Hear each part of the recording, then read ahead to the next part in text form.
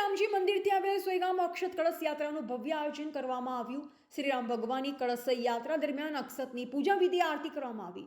યાત્રા સોયગામ રામજી મંદિરથી શોભાયાત્રા સવારે નીકળી હતી। અલગ અલગ વિસ્તાર મુખ્ય માર્ગ પર આ શોભાયાત્રા પરિભ્રમણ કરી સોયગામ નગરીના ભાવિક સનાતન ધર્મપ્રેમી જનતા આગેવાનો નગરજનો સહિત મોટી સંખ્યામાં હાજર રહ્યા।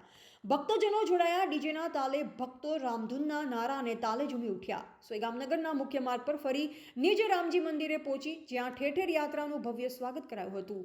18 સમાજના લોકોએ ભવ્ય રીતે ઉત્સાહભેર ગાડી બાઇક પદયાત્રા રેલીમાં યુવાનો માતા બહેનો તમામ મોટા વડીલો ભાઈઓ તમામ આગેવાનો સમસ્ત ગ્રામજનો ઉપસ્થિત રહ્યા હતા।